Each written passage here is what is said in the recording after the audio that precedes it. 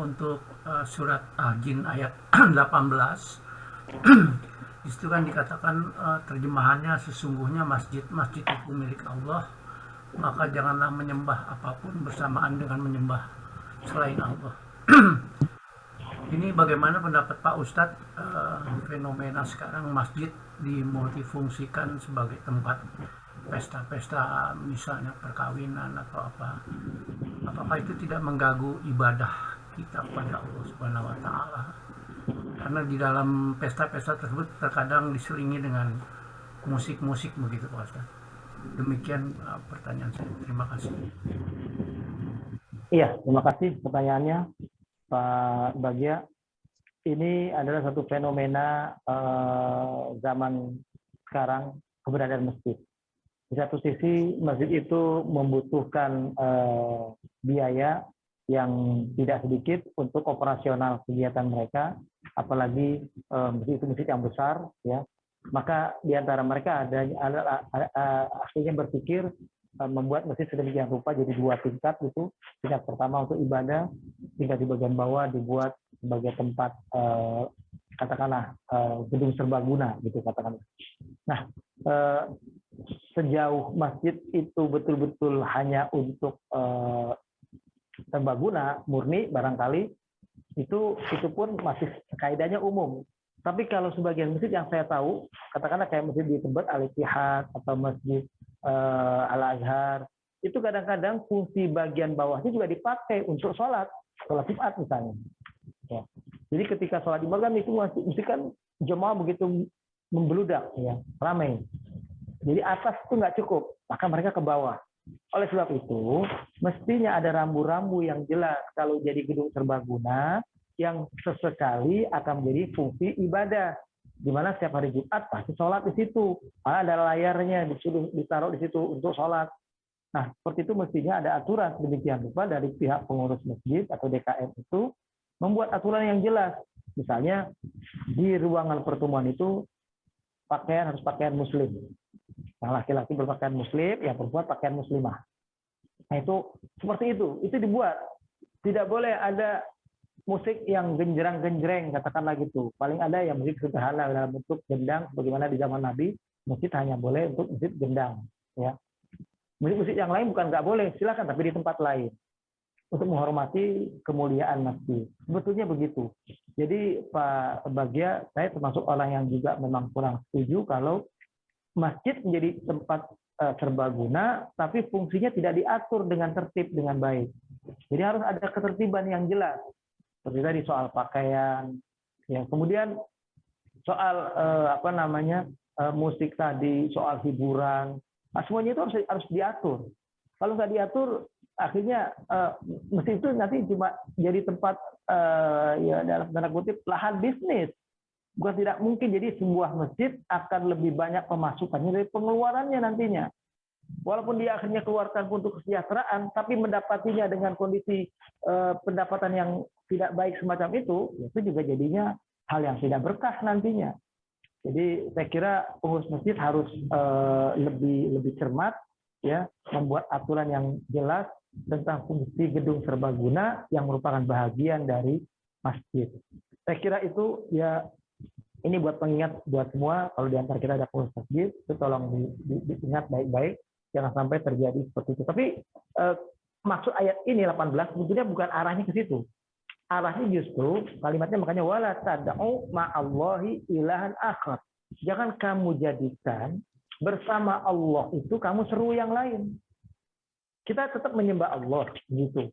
Tapi di tempat itu juga kita menyembah. Kalau di orang Nasrani Yahudi tadi, mereka menyembah pastor mereka. Mereka menyembah ulama mereka kalau kita sekarang. Menyembah kiai mereka.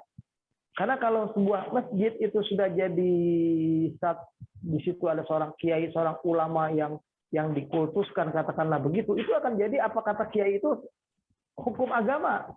Nah, itu yang nggak boleh sampai terjadi begitu. Tempat itu hanya Allah saja. Tetap yang di atas guru-guru, ustadz, kiai, alim ulama yang ngajar di situ adalah hukum Allah dan Rasul. Hanya Allah yang diagungkan dan hanya hukum Allah dan Rasul yang jadikan pedoman dalam kehidupan mereka. Mesti begitu.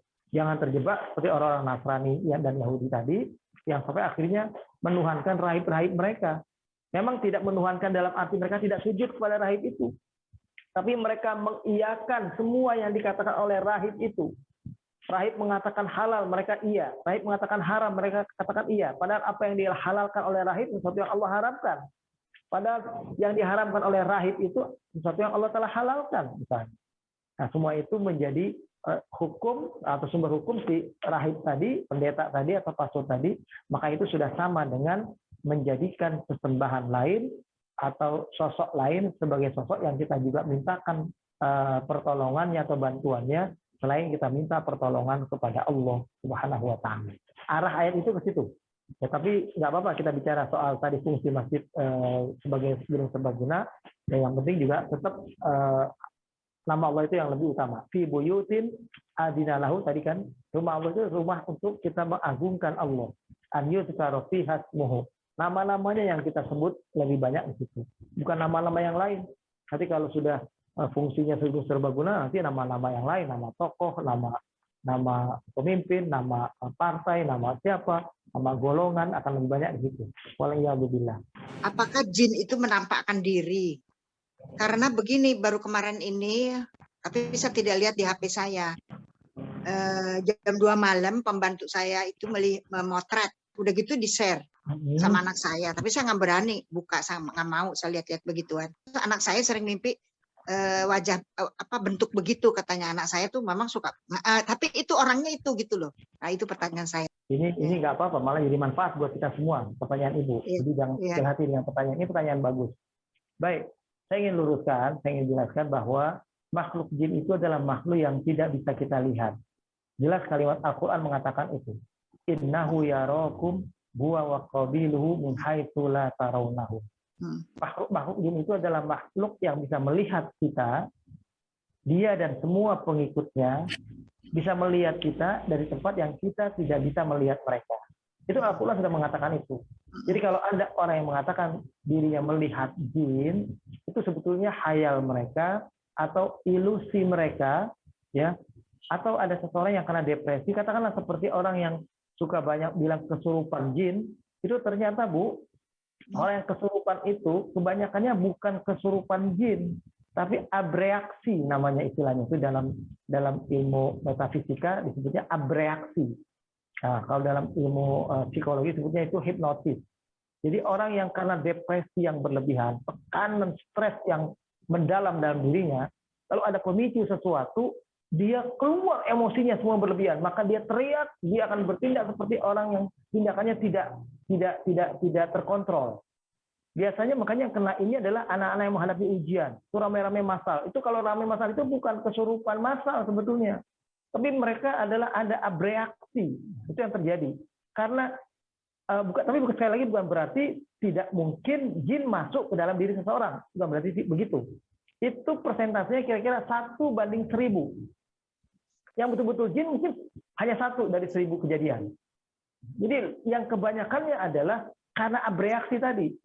Itu ada istilah ilmu metafisika itu abreaksi. Jadi ketika ada tekanan yang kuat, maka akan muncul sesuatu karena akibat tekanan yang berlebihan yang semakin kuat itu. Nah itu katanya istilahnya namanya abreaksi.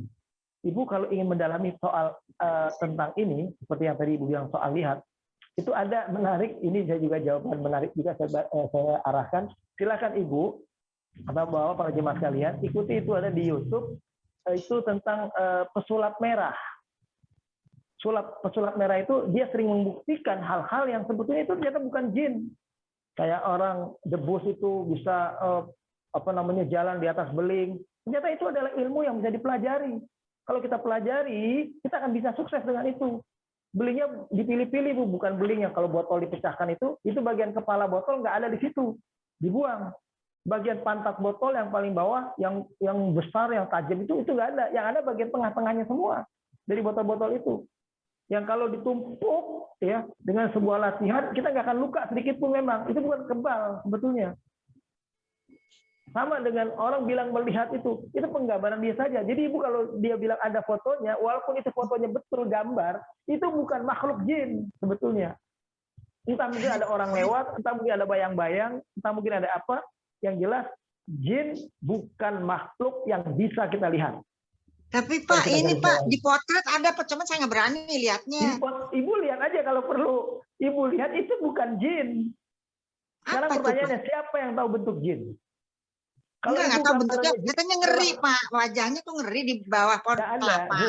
Jam 2 malam Pak. Iya, mau jam 2 malam, mau jam berapapun. Nah, terus begini terus Pak, ini terang, saya bukan, ini Pak, saya bukan mengatain pembantu saya itu jelek apa gimana ya. Iya, Pembantu saya itu Islamnya kuat banget Pak, dari kampung, dari iya, Malangbong. Dia itu iya. Pak nggak pernah sholat ke masjid. Katanya begini, itu orangnya yang sholat imam itu, imamnya tuh kakinya nggak betul, jadi saya nggak mau sholat di masjid. Saya udah kasih Imamnya tahu, apa? padahal saya punya ustadz Kakinya tuh nggak bagus apa? banget, nggak mau juga. Nggak mau Imamnya apa Pak. kaki? Hah? Kakinya waktu sholat duduk, itu kakinya nggak betul katanya.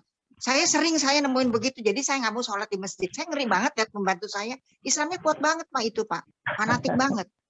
Bagaimana? Iya, Jadi saya punya ustadz kan, ustadz dekat rumah itu kan pasti bagus lah sholatnya. Nggak mau juga. ya. Kamu sholat di masjid yang itu, saya bilang yang masjid saya yang saya mengaji itu kan pasti bagus tuh. Nggak mau Ya. juga dia Pak. Nggak mau. Bu, Ya ampun. terima Islamnya kasih, kuat banget. Barakallahu. Ya, ya. Ngeri banget saya lihat membantu saya itu. Ya, Iya. itu gimana tuh Pak? Begini, Bu. Nah itu lihat, itu yang Pertama, motret Pak. Itu yang motret apa dia karena nggak pernah sholat ke masjid. Jadi dia foto ada gambar itu ya nggak tahu juga apa gitu. yang jelas kan buat perempuan juga memang tidak harus ke masjid. Enggak, ini mah Orang laki Pak, bersolat laki. di rumah. Kenapa? Laki ini Pak, pembantu laki. Oh, bantu ibu laki. Iya, Nah, laki pembantu. kalau laki juga, kita kalau imam salah duduk dalam sholat, kita harus tanya salahnya kenapa. Mungkin kakinya sakit, yang mestinya dia tekuk, dia nggak tekuk. Ada orang yang begitu, Bu, memang nggak bisa. Nah, kalau sudah nggak bisa karena dia sakit, karena dia dari kecil sudah begitu, nggak bisa. Kalau dia begitu, dia akan sakit, dia akan kram. Ada orang yang duduk tahiyat kalau benar, itu kram. Nah, kalau itu yang terjadi bagi dia, maka tentu bagi dia ada toleransi. Tentunya begitu. Kita harus juga tanya, jangan langsung memvonis kesalahan seseorang begitu saja. Kalau kita ingin kebenaran, tentu kita akan tanyakan lebih dahulu kenapanya. Kalau memang sudah tidak bisa diluruskan, ya kita hanya bisa usul, mungkin coba diganti imam yang lain. Tapi semuanya kembali dalam konteks sholat berjamaah, apa yang kita lakukan dalam sholat berjamaah sepenuhnya tanggung jawab imam. Jadi pernah terjadi di zaman Nabi itu, Umar bin Khattab pernah sholat mengimami jamaah. Ternyata setelah selesai sholat berjamaah, beliau menyadari bahwa beliau tadi sebelumnya pernah junub. Jadi dalam keadaan junub, beliau mengimami sholat. Maka kemudian dinasihati oleh Nabi, ulangi sholat buat dirinya. Sementara makmum tidak perlu sholat. Karena makmum sholatnya sudah sah, dijamin oleh imam tadi. Tapi imam yang keliru, dia harus mandi junub dulu, baru dia sholat lagi. Diulangi sholatnya. Tapi yang cukup mengulangi sholat adalah si imam yang salah tadi. Sementara makmum yang tadi mengikuti imam, itu tidak perlu mengulangi sholat. Karena makmum niatnya benar. Nah, makmum, kecuali makmum yang junub juga, itu ulangi. Jadi kalau makmum semua tidak junub, berwuduknya benar, tentu mereka tidak perlu mengulangi sholat. Itu untuk menunjukkan bahwa sholat berjamaah itu ditanggung oleh imam. Jadi imam dalam sholat itu agak berat sebetulnya. Dan dalam konteksnya Ibu bilang dia rajin ibadah, dia taat, dia ini semua, insya Allah itu baik bagi dia. Tapi tetap dalam konteks pemahaman dia tentang jin ini ada yang keliru. Entah sumbernya dari mana, pemahaman dia awalnya saya tidak tahu. Yang jelas Bu, itu petunjuk Al-Quran yang mengatakan makhluk jin tidak bisa dilihat. Kalau Al-Quran sudah bilang begitu, masa kita percaya dengan yang lain, Bu? Ya, tapi di potret tuh bisa, Pak. Ada potretnya. Yang saya nggak mau. Itu bukan makhluk jin. Sekarang apa jaminannya itu apa yang di potret itu jin? Apa jaminannya? Karena gini, kita sudah terkonsep dalam otak kita, yang namanya jin itu adalah yang giginya panjang, keluar, gondrong, tampaknya seram, bajunya aut-autan, rambutnya panjang, kadang bertanduk. Jadi begitu kena potret makhluk kayak gitu, kita anggap itu setan, kita anggap itu jin. Padahal itu bukan jin, Bu. Yang tadi digambarkan orang itu semua itu genderuwo istilahnya. Makhluk jadi-jadian yang ada dalam alam pikiran manusia yang menggambarkan itu adalah jin. Padahal itu bukan jin. Jin wujud aslinya tidak ada yang tahu. Bahkan Nabi pun tidak tahu. Kan sudah saya katakan tempoh hari bahwa jin hanya bisa berwujud bagi kita manusia dalam wujud yang lain. Dia bisa menampakkan diri menjadi manusia. Dia bisa menampakkan diri berwujud jadi binatang. Ya. Tapi semua itu tidak bisa dia lakukan kecuali atas izin Allah Subhanahu wa taala. Jadi misalnya ketika Allah tahu jin ini akan menguji hamba Allah, ya, dia pernah berwujud sebagai manusia ketika menguji seorang ahli ibadah yang terus ketika beribadah kepada Allah, minta kepada Allah tapi tidak pernah bisa keluar air mata. Nah, jin itu berwujud manusia, ingin menyimpangkan hamba Allah ini yang rajin ibadah supaya tidak lagi rajin ibadah. Dia pura-pura sebagai manusia, lalu sama-sama ibadah di sampingnya, tapi dia menangis, mengeluarkan air mata. Sehingga penasaran si ahli ibadah ini jadi bertanya kepada dia, kenapa engkau beribadah bisa meneteskan air mata? Aku ingin seperti itu, tapi aku tidak bisa. Padahal aku sangat takut kepada Allah, aku sangat mengharapkan rahmat Allah. Lalu jin itu mengajarkan kepada dia, kalau aku berdoa kepada Allah, akhirnya bisa menangis begini, karena sebelumnya aku berbuat maksiat dulu. Maka datang ke masjid, aku berdoa jadi menangis. Itu kata si jin. Karena niatnya mau menggoda, menggelincirkan si hamba Allah ini. Hamba Allah itu bilang, mana mungkin saya berbuat maksiat kalau itu yang harus dilakukan kalau untuk bisa berdoa menangis. Ya kalau kamu nggak mau ya selamanya kamu nggak bisa berdoa sambil menangis. Itu kata si jin itu. Tentu saja orang ini jadi penasaran dan dia ingin bisa menangis. Akan ditawarkanlah, sudah bunuh orang. Wah itu dosa besar. Itu sama dengan membunuh seluruh umat manusia. Hamba Allah ini si Abid ini nggak mau melakukan itu. Lalu dipilihkan, kalau gitu berzina saja. Berzina juga dia tidak mau karena selama ini dia sangat menjaga jarak dengan yang bukan mahram itu. Apalagi wanita-wanita, dia tidak pernah berjumpa kecuali hanya karena urusan darurat ketika mereka berbelanja di pasar atau ketika mereka dalam kehidupan sosial yang memerlukan mereka bertemu. Nah, kalau begitu minum minuman keras. Nah, akhirnya karena ini yang paling ringan dianggap, si jin itu sudah bilang kalau kamu nggak mau minum minuman keras, maka sudah nggak ada lagi dosa lain yang bisa engkau lakukan. Dan engkau berarti tidak bisa maksiat dan tidak bisa berbuat maksiat, membuat engkau tidak bisa berdoa, meminta kepada Allah sambil menangis. Akhirnya Abid ini tergoda, dia minum minuman keras. Nah, dari situlah kejatuhan dia, karena minuman keras adalah pangkal maksiat yang lain. Dari sebab minum minuman keras, dia mabuk, hilang akal, tidak terkontrol, ada wanita lewat, dia berzina dengan wanita itu. Setelah dia berzina, dia ketahui itu perbuatan aib, perbuatan buruk, dia nekat, dibunuhnya wanita itu. Sekaligus tadi dari dosa yang paling dianggap ringan, yaitu minum minuman keras, sampai akhirnya dosa yang paling besar dia lakukan. Jadi dosa minum, dosa berzina, sekaligus dosa membunuh, tiga-tiganya dia kerjakan. Nah itu waktu itu jin menyerupai manusia. Yang ada keterangan-keterangan dalam hadis Nabi itu begitu. Makanya Bu, coba tadi saran saya, coba Ibu buka di YouTube itu pesulap merah. Dia banyak membongkar rahasia-rahasia ilmu sihir, ilmu jin, yang dikatakan sihir, padahal itu bukan sihir.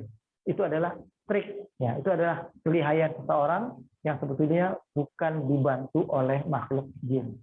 Peran jin itu tadi yang kayak orang kesurupan tadi, itu 1:1000. Memang ada, kita tidak bisa menafikan adanya makhluk jin yang bisa masuk ke dalam tubuh manusia. Tapi melihat jin dalam wujud asli itu hal yang mustahil. Jadi kalaupun ada, itu adalah rupa jin pada makhluk lain, gitu. Tidak ada asli makhluk jin yang bisa dilihat. Ya, kalau orang itu tetap ngotot sama ibu itu adalah jin, ini fotonya, ini begitu, nah itu boleh dibilang itu keliru. Jadi istilahnya saya bisa berani mengatakan itu keliru karena Al-Quran dengan tegas dan jelas mengatakan innahu yarakum huwa wa qabiluhu min haitsu la tarawnahum. Di surat Al-A'raf yang dulu kita sudah kaji ayat 31 itu bahwa makhluk jin itu adalah makhluk yang bisa melihat kita dari tempat yang kita tidak bisa melihat mereka. Karena mereka hidupnya di alam lain, bukan alam dunia. Kalau mereka ada di sini, wujudnya ada di sini, kita lihat, berarti dia hidup di dunia. Alam mereka berbeda dengan kita. Ya, dia di dunia tapi alam yang berbeda. Ini bukan alam kasar. Beda dengan kita. Ya, sehingga kita dengan mereka itu hanya kayak Nabi ini, nanti di ayat-ayat terakhir Al-Jin ini Pak, para jemaah sekalian, kita akan dapati nanti keterangan bahwa justru hikmah dari memahami tentang makhluk jin ini adalah dalam rangka untuk mengantarkan kita lebih taat ibadah lagi kepada Allah. Buat Nabi dan para sahabat lebih kuat lagi berjuang membela kebenaran karena mereka didukung pula oleh makhluk lain yang juga taat kepada Allah. Jadi mereka waktu itu kan masih di Mekah dalam perjuangan, penderitaan, susah sebelum hijrah ke Madinah. Maka ayat tentang al-jin ini, tentang jin ini menguatkan semangat mereka dalam berjuang untuk menegakkan kebenaran agama ini. Untuk ulama-ulama kita yang melakukan sholat di dalam gereja, apakah itu sholatnya sah apa enggak ya Ustadz?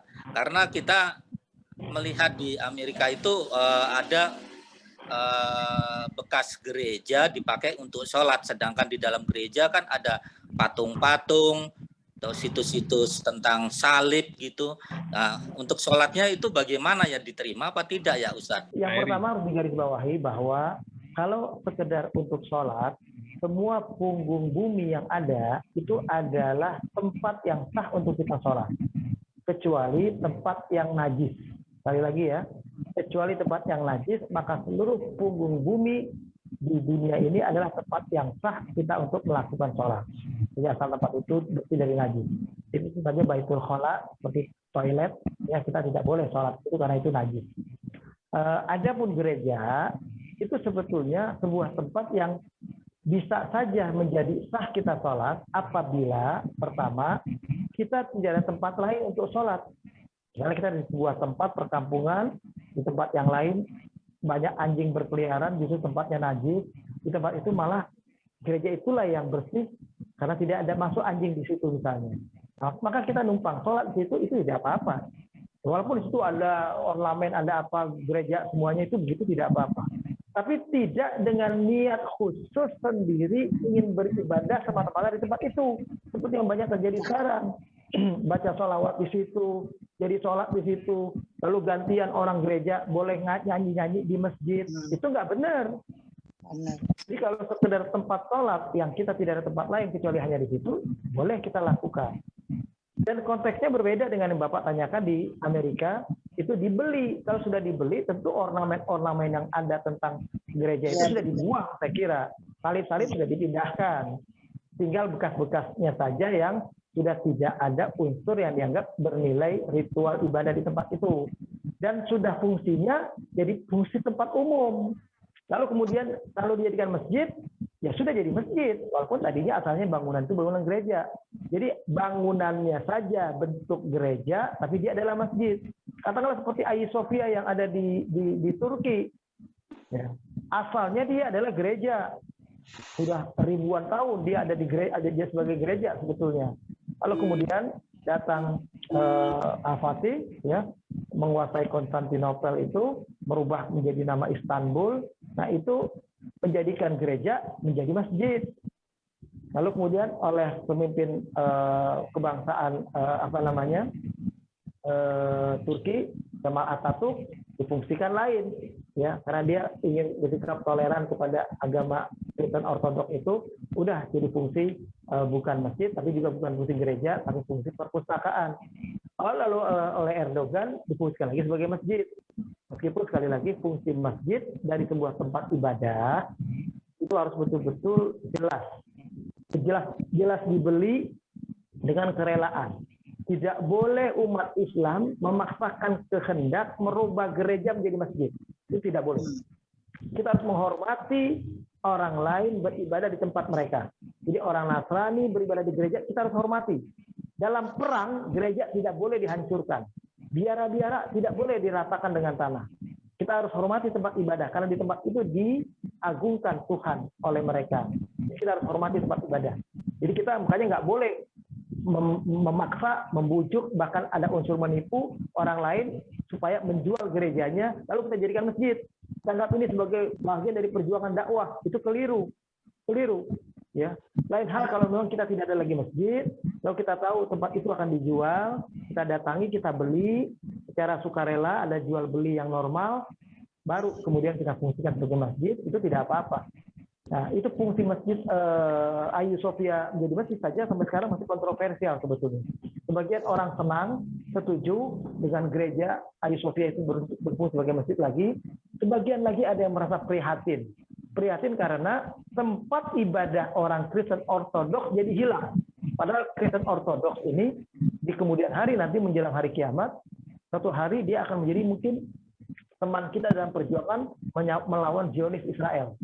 Itu ada yang punya pandangan begitu. Oleh sebab itu, Kristen Ortodoks ini yang dianggap sebagai Romawi Timur, sementara Romawi Barat itu Israel, Amerika, Zionis itu semua. Nah itu suatu saat kita akan kerjasama dengan mereka dalam perjuangan menghancurkan Zionis yang nanti Dajjal akan muncul di sana. Setelah itu menjelang akhir zaman paling lagi akan dekat, baru nanti orang Ortodoks itu akan sebagian yang masuk Islam. Fa in min ummatin illa la yu'minu bihi qabla mauti. Tapi ahli kitab dari Kristen Ortodoks ini akan banyak masuk Islam. Sebagian lagi tidak, dan di situ kita perang dengan mereka. Jadi ujungnya juga akan perang juga umat Islam dengan mereka karena mereka akan mengkhianati perjuangan umat Islam yang sudah bekerja sama dengan mereka.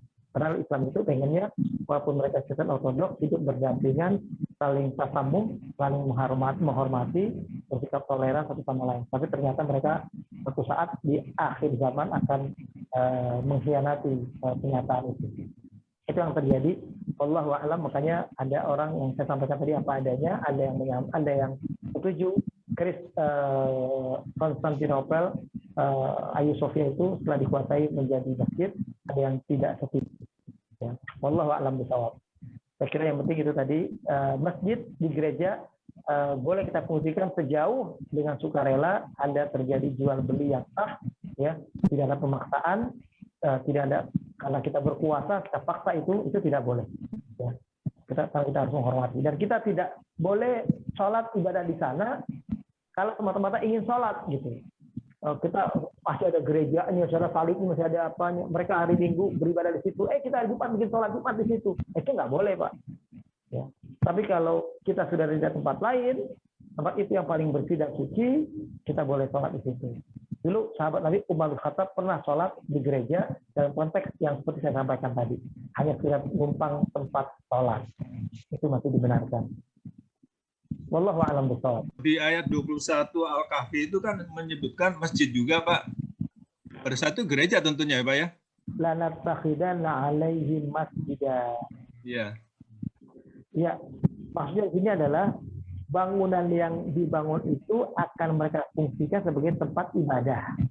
Itu konteksnya itu. Sebagai tempat ibadah. Ya, jadi istilahnya ya kalau kita mengatakan itu masjid, karena arti masjid itu adalah tempat ibadah. Ya. Dan ini adalah Al-Kahfi. Al-Kahfi ini kan adalah dia tauhid, la ilaha illallah Muhammadur Rasulullah. Jadi itu adalah bagi dia masjid. Jadi maksudnya itu adalah mereka di tempat itu karena mengasingkan diri dari pemimpin yang zalim yang akan siap membunuh mereka mengasingkan diri. Dari situlah mereka tidur, mereka ibadah di situ. Maka maksudnya adalah mereka jadikan tempat itu sebagai tempat ibadah karena di situlah mereka juga melakukan semuanya. Ya, karena itu tempat persembunyian. Ya kita kalau kayak seseorang ada di penjara misalnya, nggak bisa keluar. Jadi tempat itu dia sholat, tempat itu dia tidur, tempat itu juga dia mungkin buang air. Jika hanya dia pisahkan tempatnya, bagian sebelah mana yang Anda buang najisnya, bagian mana yang tetap dia jaga supaya tetap suci. Walaupun yang namanya penjara itu kan tidak hanya di kerangkeng begitu saja. Biasanya seseorang ada waktu tertentu boleh keluar. Seperti waktu sholat 5 waktu, ya itu mereka keluar ke masjid. Yang saya dengar begitu seperti Habib Rizik pun itu waktu-waktu sholat dia diizinkan keluar untuk masjid, ya. Beberapa waktu bahkan dalam bulan Ramadan ini bagian tahanan itu diizinkan untuk sholat tarawih, ya sampai malam di masjid. Tapi pada jam tertentu disuruh balik lagi ke sel tahanan atau ruang tahanan mereka. Demikian. Jadi karena orang yang di sel betul-betul sel itu seterusnya itu kalau dia ada melanggar satu hukuman tertentu, ya dia di sel terus. Tapi kalau normal, dia tetap ada waktunya dia dikeluarkan. Keluar dalam kompleks penjara itu. Ya, bukan di dalam sel yang kecil itu. Wallahu a'lam.